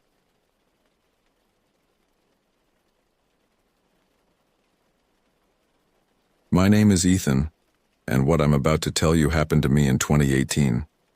It's a story I've tried to forget, but the memories are etched into my mind like claw marks on bark. It all started when my old man and I decided to try something different for our annual vacation. Dad's always been an avid hunter, and I've been tagging along since I could walk. We'd spend weekends in the fall chasing whitetails back home, but this time we wanted to go big. Montana big. The plan was to bag ourselves an elk, those majestic creatures that roam the Rockies. Mom opted to stay home, so it was just the two of us. We spent weeks researching, poring over maps, and watching hunting videos. Finally, we booked a guide and packed up our gear. The drive to Montana was long, but we made the most of it, stopping at scenic overlooks and roadside attractions. As we crossed into Big Sky country, the landscape transformed. Gone were the familiar rolling hills of home, replaced by vast prairies that stretched to the horizon. Then came the mountains, their snow-capped peaks piercing the clouds. We even stopped at a natural hot spring, where the sulfurous smell made me gag while Dad laughed at my discomfort. After days on the road, we finally reached our destination, a remote corner of national forest that promised prime elk hunting. Our guide, a burly man named Jack, met us at a tiny general store on the outskirts of a town so small it barely deserved the name. Jack was a character straight out of a frontier novel. His beard was thick and wild, streaked with gray, and his eyes held the kind of wisdom that comes from a lifetime in the wilderness. He spoke with a slow drawl, peppering his speech with colloquialisms I'd never heard before. "You boys ready to chase some wapiti?" he asked, using the Native American term for elk. We nodded eagerly, and he led us deep into the forest. Our home for the next week was a rustic cabin that had seen better days. The wood was weathered and the roof looked like it might not survive a heavy snowfall. Inside, a pot-bellied stove squatted in one corner, surrounded by stacks of firewood. 2 narrow cots and a rickety table completed the sparse furnishings. That first night, we heated up some canned chili and listened to Jack's stories of past hunts. He spread out a topographic map on the table, pointing out promising areas and warning us about treacherous ravines. As I drifted off to sleep, my mind was filled with visions of majestic bulls and the thrill of the hunt. The next few days were a blur of early mornings, long hikes, and endless waiting. The terrain was unlike anything I'd experienced before. The hills were steeper, the forests denser, and the air noticeably thinner as we climbed higher into the mountains.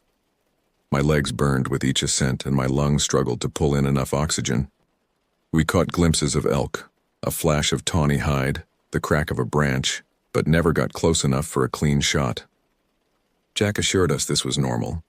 "Elk are ghosts," he said. "You gotta be patient and outsmart 'em." Dad took it all in stride, his weathered face set in lines of concentration. He'd crack the occasional joke about my heavy breathing scaring off all the game, but I could see the determination in his eyes. This hunt meant something to him, a challenge he was eager to conquer. It was on the 4th night that everything changed. I woke in the pitch black of the cabin, disoriented and uneasy. The usual nighttime sounds of the forest, the chirp of crickets, the rustle of wind through pine needles, were absent. An unnatural silence blanketed everything. Then I heard it, a low, deliberate rustling from outside the cabin. My heart began to race as I nudged Dad awake. He grumbled and rolled over, still half asleep. Slowly, I crept to the grimy window and peered out into the darkness. What I saw made my blood run cold. There, hunched against an ancient pine near our woodshed, was a shadow. But this was no ordinary shadow cast by moonlight. This was a solid mass of darkness, far larger than any human. It stood motionless, as if aware of my gaze, a sentinel of the night that didn't belong in this world of light and reason. I stumbled back to my cot, my mind reeling. I told myself it was just a trick of the light, a bear maybe, or my imagination running wild in this unfamiliar place. But deep down I knew something was out there, something that defied explanation. The next morning, I recounted what I'd seen to Dad and Jack. They exchanged glances, clearly skeptical but unwilling to dismiss my fears entirely. Jack suggested it might have been a moose or a particularly large black bear. Dad clapped me on the shoulder and said, "Probably just first-time jitters, son. Let's focus on the hunt." But I couldn't shake the feeling of wrongness that had settled over me. As we hiked out to our hunting spot that day, every shadow seemed to conceal a threat. Every rustle in the underbrush a harbinger of something sinister. Jack set us up in a small clearing. The plan was for him to use his elk call to lure in a bull while Dad and I waited in concealment. We settled into our camp chairs, rifles at the ready, as Jack moved a short distance away. The forest fell silent as we waited. Then Jack began his call, a high, eerie bugle that echoed through the trees. The sound raised the hair on the back of my neck, not because of its alienness, but because of how it sliced through the unnatural quiet that had descended upon the woods. We sat for hours, barely moving, barely breathing. Dad was a statue beside me, his eyes constantly scanning the tree line. I tried to mirror his calm, but my nerves were frayed. That's when I heard it again, that same rustling from the night before coming from the direction of our cabin. I wanted to say something, to alert Dad, but the strict rules of the hunt kept me silent. Then Jack bugled again, and this time something answered. It wasn't the answering call of an elk, though. It was the crash of breaking branches, the sound of something massive moving through the dense undergrowth. Heavy, thudding steps followed. Whatever was approaching, it was close. Too close. And it was definitely not an elk. My heart hammered in my chest as I saw movement through the trees. Then it emerged and my world shattered. The creature that stepped into view defied comprehension. It stood at least 9 feet tall, its body covered in thick, dark fur. It walked on 2 legs, but not like any animal I'd ever seen. Its gait was somewhere between an ape and a man, but magnified to nightmarish proportions. Massive clawed hands swung at its sides and its head. God, its head.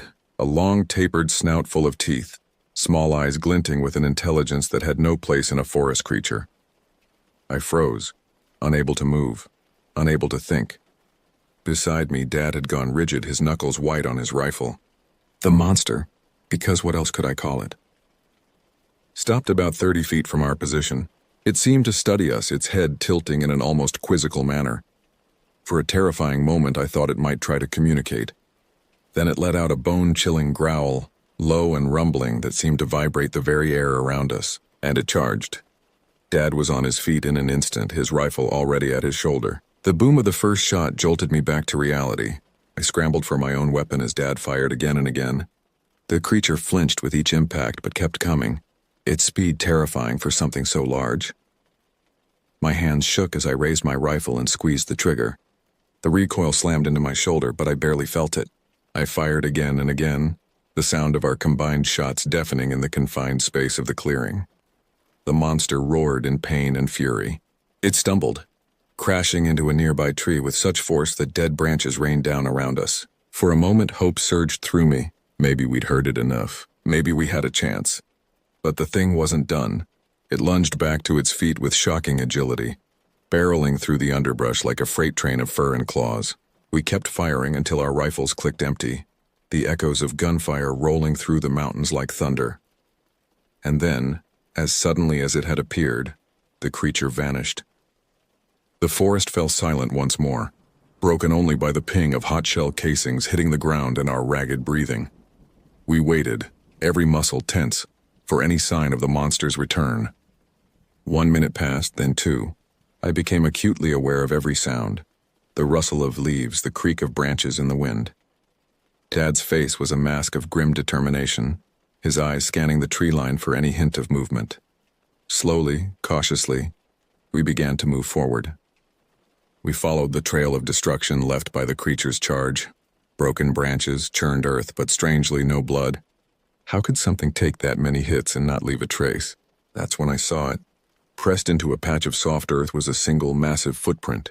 The impression was deep, with clear claw marks at the end of each toe. It was like nothing I'd ever seen before. Not human, not bear, not any animal I could name. This was the proof.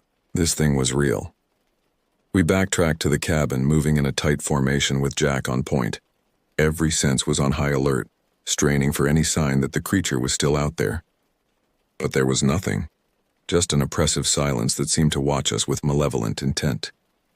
Back at the cabin, we barricaded the door and checked every window. Jack lit the wood stove, but its warmth did little to dispel the chill that had settled into my bones. We didn't talk much. What was there to say?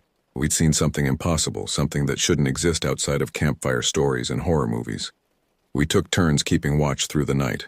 Sleep came in fitful bursts, every creak of the cabin's old bones jolting me awake with visions of that monstrous form looming over me. When dawn finally broke, we ventured out to search the area. There was no sign of the creature, but that feeling of being watched never left me. By unspoken agreement, we packed our gear in grim silence. This trip was over. We'd tempted fate once and survived. We wouldn't push our luck again. The drive back to civilization was tense and quiet. My mind raced, trying to rationalize what we'd seen, but there was no explaining it away. That thing had been real as the rifle in my hands, as real as the terror still coursing through my veins. We stopped at the first town we came to, a small place called Pine Ridge. Without discussion, we headed straight for the sheriff's office. I felt ridiculous as we recounted our tale. Who would believe us? A giant bipedal monster roaming the Montana wilderness? We sounded like madmen. The deputy who took our statement listened with poorly concealed skepticism. But then an older officer, his badge identifying him as Sheriff Hank Larson, approached with interest. You boys were up in the Blackwater Range, weren't you? He asked, his voice gravelly with age and cigarettes. We nodded, and he sighed heavily. We get reports, you know. Not often, but regular enough. Hikers seeing things they can't explain.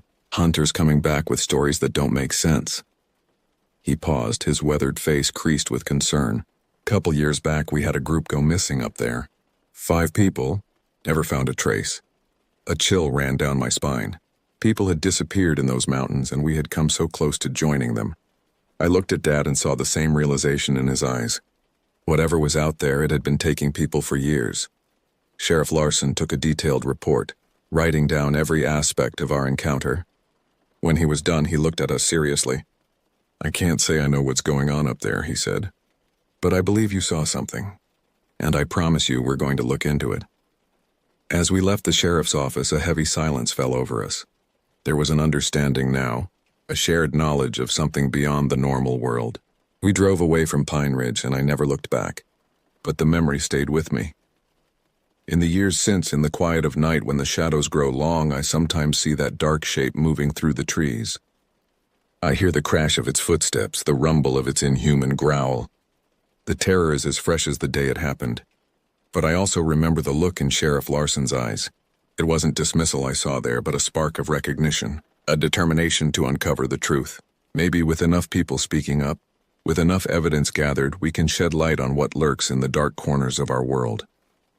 I don't know if I'll ever go back to those mountains, but I know that something is out there watching and waiting, and I can only hope that someday we'll be ready to face it.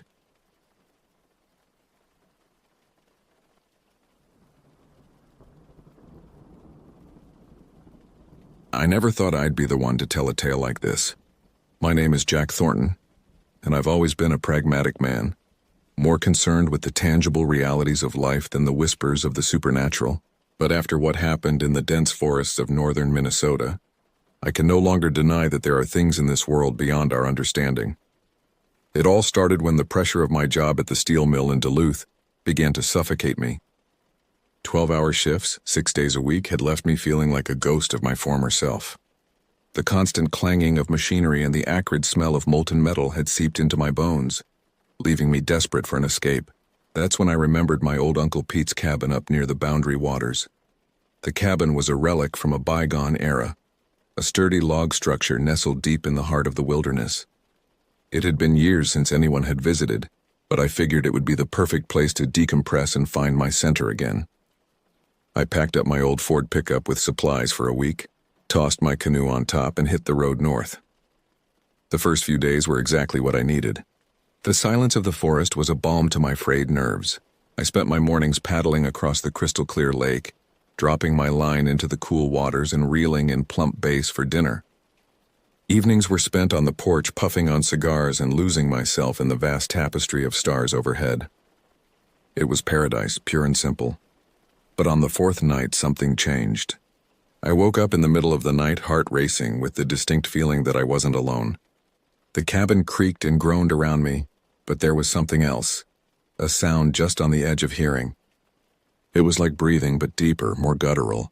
I told myself it was just the wind, but a primal part of my brain screamed that this was something else entirely. The next morning, I noticed that my favorite lighter was missing from the porch table. I searched everywhere, convinced I had simply misplaced it, but it was gone without a trace. Later that day, I found my fishing line tangled in a tree near the shore, a tree I knew I hadn't cast anywhere near. A seed of unease began to grow in the pit of my stomach. Things escalated quickly after that. A whole pack of cigarettes vanished from inside my backpack. I tried to rationalize it, thinking maybe a particularly clever raccoon had made off with my belongings, but deep down, I knew this was something else. The final straw came when I discovered the tracks. They were unlike anything I had ever seen before. Massive prints sunk deep into the soft earth near the tree line, easily twice the size of my own foot. But it wasn't just their size that sent a chill down my spine, it was their shape. The toes were long and gnarled, looking more like twisted human fingers than any animal paw I'd ever encountered. That night, the sounds outside the cabin intensified.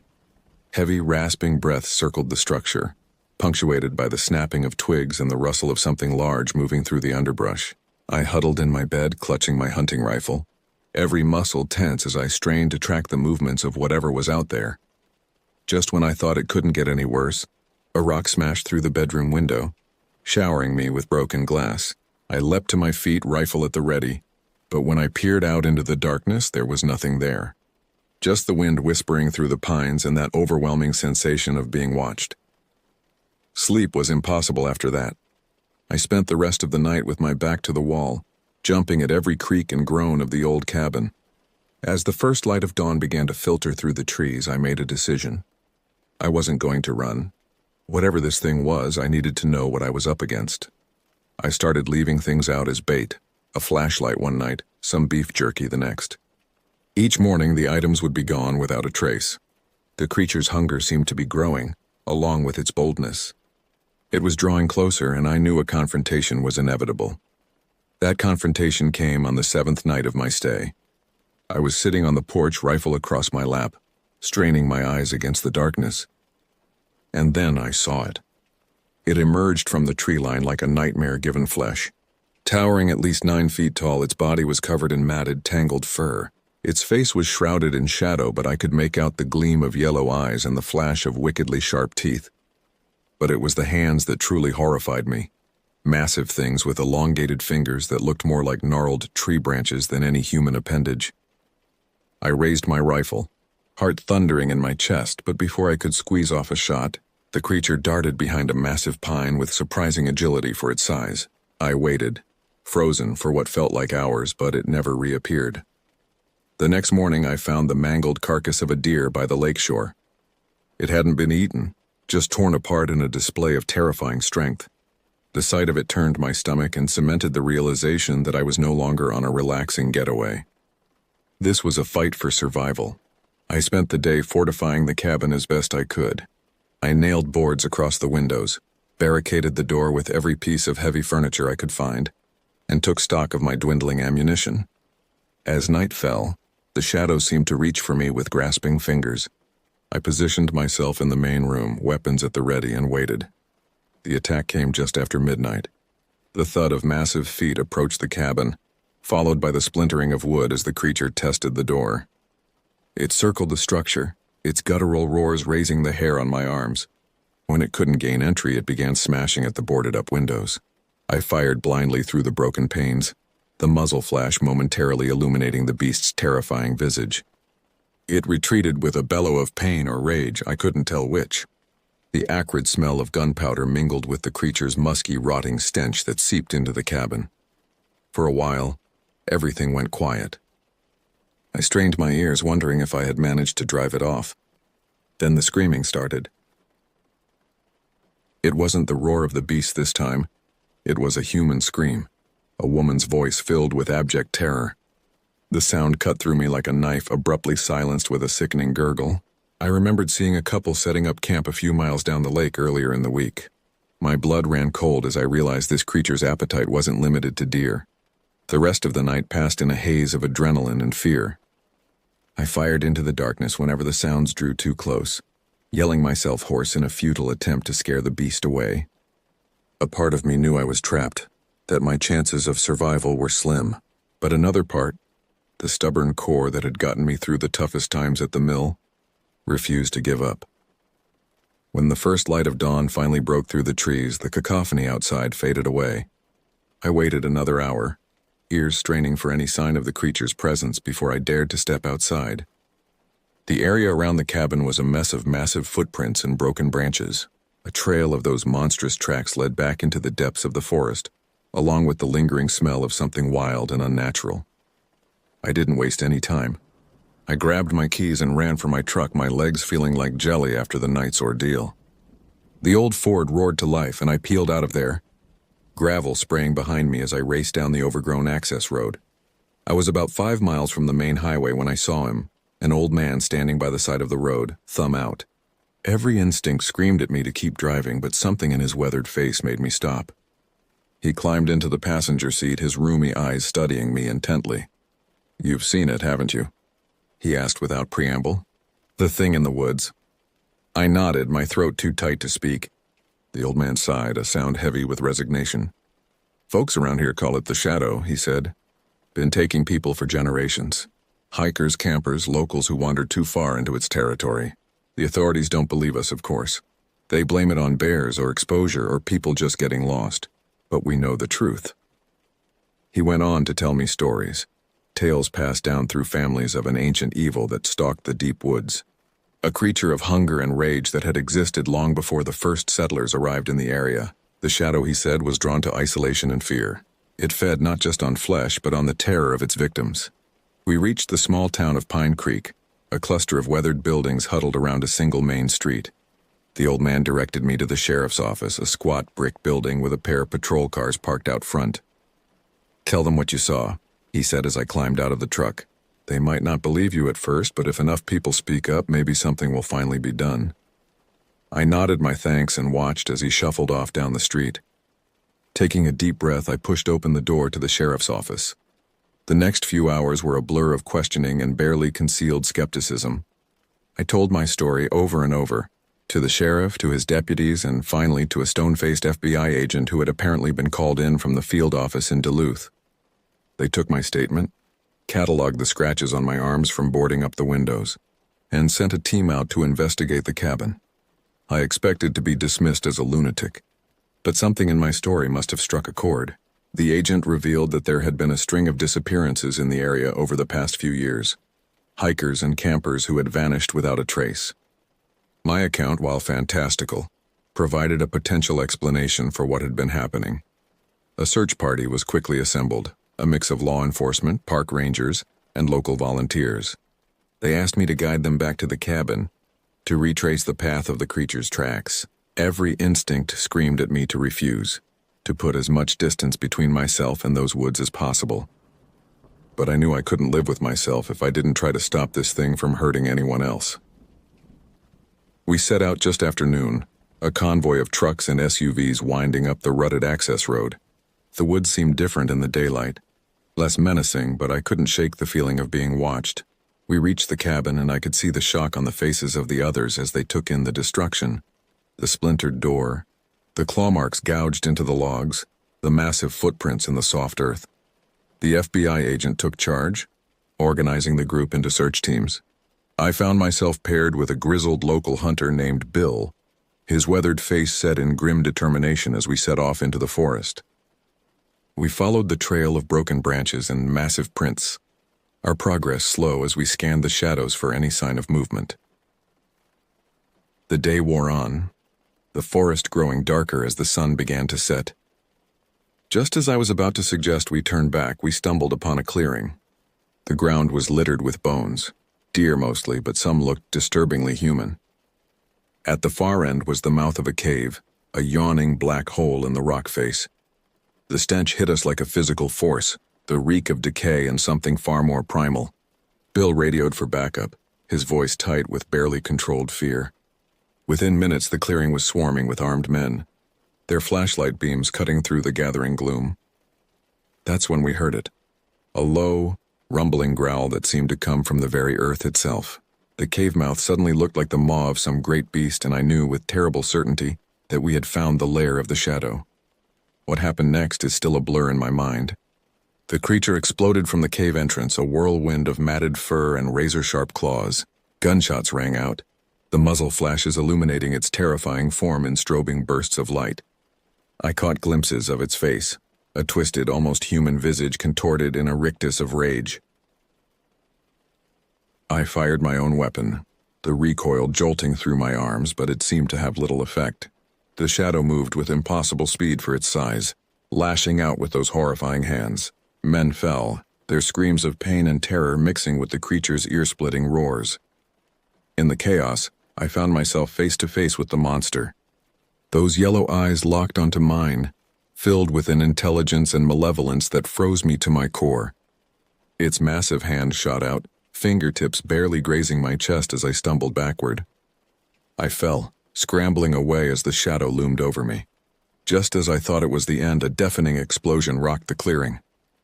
The FBI agent stood there, his face splattered with blood, holding what looked like a grenade launcher. The shadow staggered, a gaping wound in its side, and let out a bellow that shook the very trees around us. More shots rang out as the remaining members of our group concentrated their fire.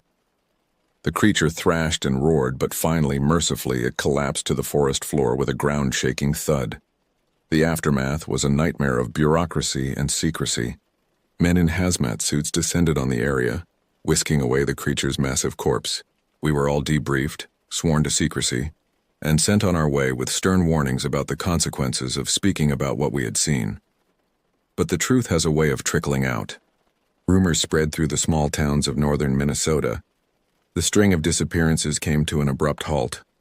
Hikers and campers returned to the area, but always with a wary eye on the deeper, darker parts of the forest. As for me, I couldn't bring myself to return to the steel mill. The clanging of machinery and hiss of steam now paled in comparison to the roars of the shadow. I took a job as a park ranger, patrolling the very woods where I had my encounter. Some might call it foolish, but I feel a responsibility to keep watch, to be vigilant against any sign that another shadow might be lurking in the wilderness. At night, when the wind whispers through the pines and shadows dance at the edge of my campfire, I find myself straining to hear that telltale breathing. The forest keeps its secrets close, and I can't shake the feeling that there are more mysteries hidden in its depths. Ancient, primal things that defy our understanding of the world. So I keep watch, my rifle close at hand, ever vigilant against the encroaching darkness. Because now I know the truth, there are monsters in this world, and sometimes the only thing standing between them and unsuspecting victims is someone willing to face the terror head-on. The shadow may be gone, but its memory lingers, a reminder that the line between our safe, orderly world and the chaos of the unknown is far thinner than we'd like to believe. And in the deepest, darkest parts of the wilderness, there may be other creatures waiting, watching, and hungry for their chance to step out of legend and into our reality.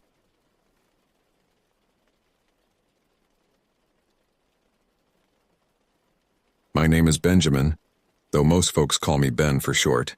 I've always been a bit of an outdoorsman. When I was just a kid, Dad would take me out camping and fishing. I loved it. I always did.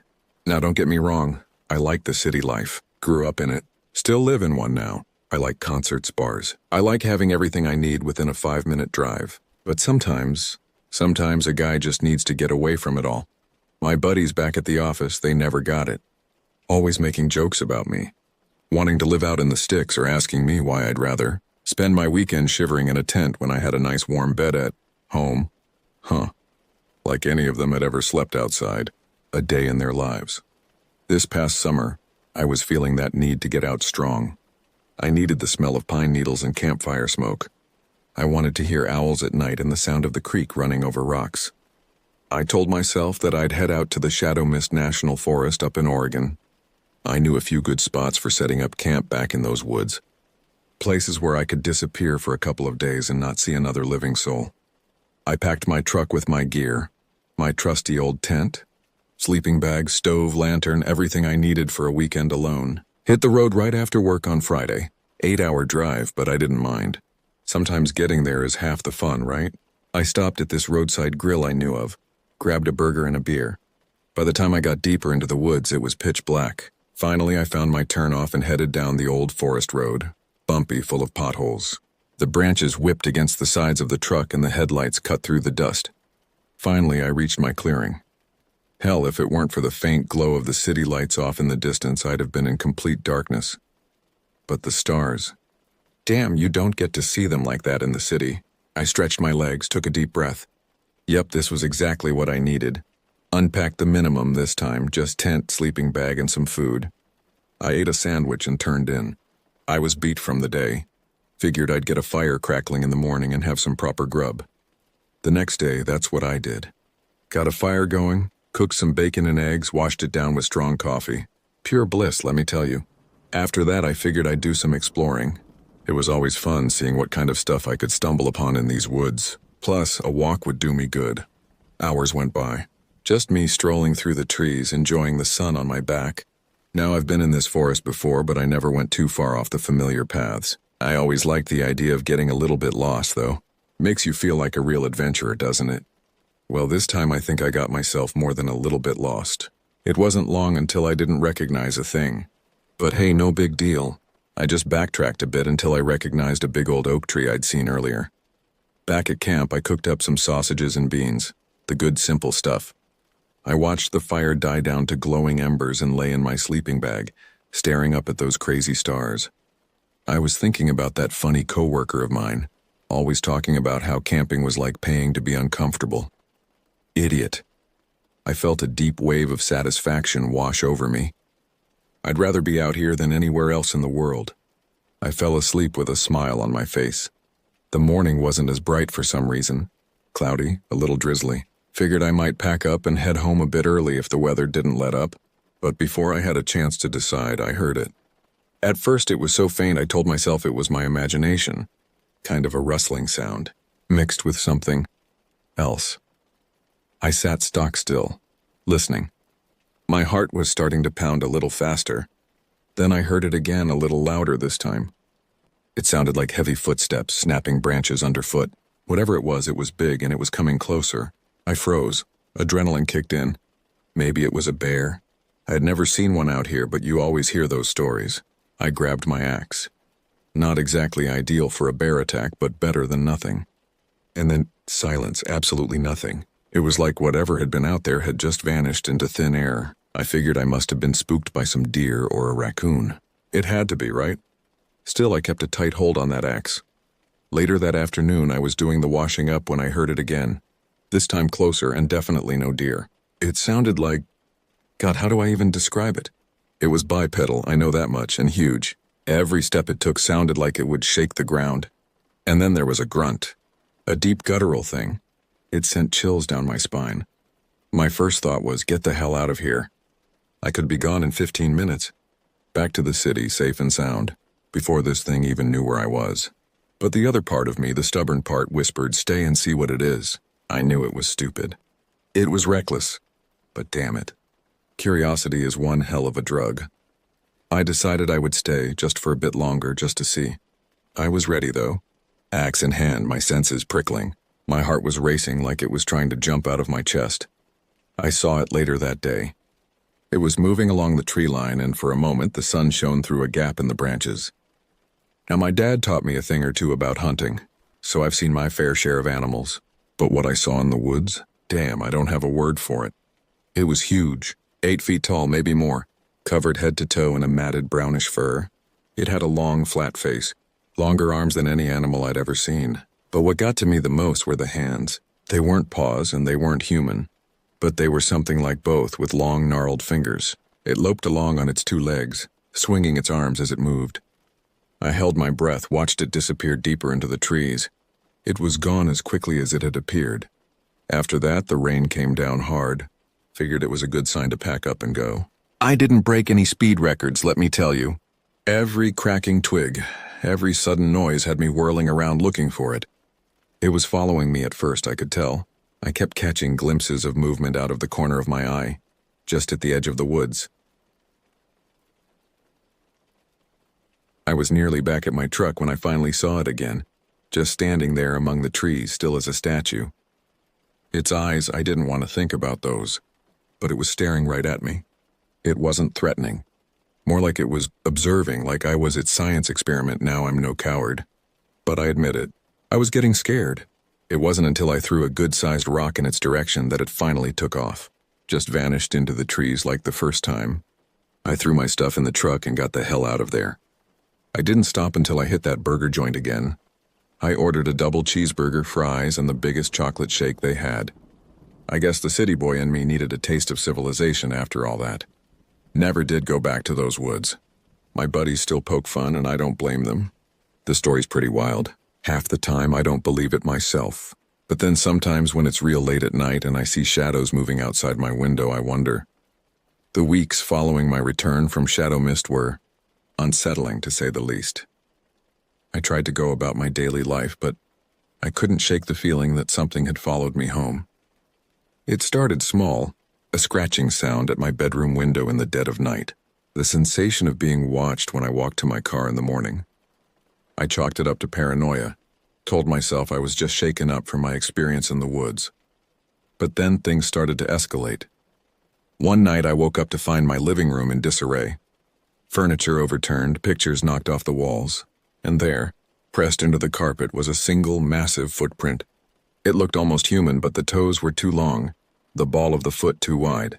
I called the police, of course. They came, took some photos, asked if I had any enemies, but I could see it in their eyes. They thought I was nuts. I started to doubt myself. Maybe I was going crazy. Maybe the stress of work, of city life, had finally gotten to me. I considered seeing a therapist, but what would I tell them? That I saw a monster in the woods and now I think it's stalking me? They'd have me committed, so I tried to ignore it. Threw myself into my work, spent more time at the office. My coworkers noticed the change in me. The bags under my eyes, the way I'd jump at sudden noises. They'd joke about it, ask if I'd seen any more Bigfoots on my camping trips. If only they knew. Then came the night that changed everything. I was working late, the office empty except for me. The cleaning crew had already come and gone. I was just finishing up some reports when I heard it. That same heavy footstep I'd heard in the woods. It was coming from the hallway outside my office. My blood ran cold. I sat there frozen as the footsteps drew closer. Slow, deliberate, like whatever it was knew I was there and was in no hurry. The fluorescent lights in the hallway started to flicker, and then one by one they went out. I dove under my desk, my heart pounding so hard I was sure it would give me away. The footsteps stopped right outside my office door. I could hear heavy breathing, a low rumbling growl that seemed to vibrate the very air. The door handle turned. Slowly, so slowly. I squeezed my eyes shut, praying to whatever God might be listening. The door creaked open. The smell hit me first. It was like wet fur and rotting leaves with an underlying musk that made my stomach churn. I heard it shuffling into the room, its breathing growing louder. I dared to open my eyes just a crack, and there it was. Those massive gnarled feet, the matted fur. I looked up, following the line of its body until I met its eyes. They glowed in the darkness, two pinpricks of amber light that seemed to bore right through me. It knew I was there. It had to, but it just stood there, watching, waiting, for what I didn't know. I don't know how long we stayed like that. Me, curled up under my desk, shaking like a leaf. It looming over me, silent and still. It felt like hours, but it could have been minutes. And then, as suddenly as it had appeared, it turned and left. Just like that. I heard its footsteps retreating down the hallway, growing fainter until they disappeared entirely. I stayed under that desk until dawn broke. When I finally crawled out, my legs were cramped and my back ached, but I was alive. I half expected to find the office in shambles, but everything was exactly as it had been. No overturned furniture, no massive footprints, nothing to prove that what I'd experienced was real, except I knew it was. Just as I knew that this wasn't over. I quit my job that day, packed up my apartment and moved clear across the country. I told everyone it was for a fresh start, a new job opportunity, but the truth is I was running. Running from something I couldn't explain, something I wasn't sure anyone would believe. But even now, years later in a new city with a new life, I can't shake the feeling that it's still out there, watching, waiting. Sometimes, when I'm walking home late at night, I'll catch a glimpse of something moving in the shadows. A flash of amber eyes in a darkened alley, and I'll remember that night in the office and the creature from Shadow Mist. I don't go camping anymore. The thought of being out in the woods alone and vulnerable makes my skin crawl. My new friends don't understand. They see me as the city guy, always declining invitations for hikes or outdoor adventures. If only they knew the real reason. I've tried to research what I saw, spent countless hours poring over cryptozoology websites, reading accounts of similar sightings. But nothing quite matches up. Whatever it was that I encountered in those woods, whatever followed me home, it seems to be unique. Or at least, unique in that no one else has lived to tell about it. There are nights when I lie awake, staring at my bedroom ceiling, wondering if I'll hear that familiar heavy footstep outside my door. Part of me almost wishes it would happen, just so I'd know for sure that I'm not crazy, that what I experienced was real. But then I think about those eyes, that primal fear that gripped me when I saw it up close, and I pray that it never finds me again. Still, I can't help but wonder. What was it? Why did it follow me? What did it want? These questions haunt me day and night. I've considered reaching out to experts, to anyone who might be able to shed some light on what I experienced. But I'm afraid that drawing attention to it might bring it back. So I keep my story to myself. I go about my life trying to forget, but every time I see a news report about a missing hiker, or hear about strange sightings in the woods, I can't help but wonder, is it out there still, watching, waiting, and if it is, who will be its next target? I've started to notice things again. Small things at first, a strange smell in my apartment when I come home from work. Objects moved ever so slightly from where I left them. It could be nothing. It could be my mind playing tricks on me, dredging up old fears. But deep down I know. It's found me again. I don't know what to do. I can't run again. I can't keep living like this, always looking over my shoulder, jumping at every shadow. But what choice do I have? Who would believe me? Who could possibly help?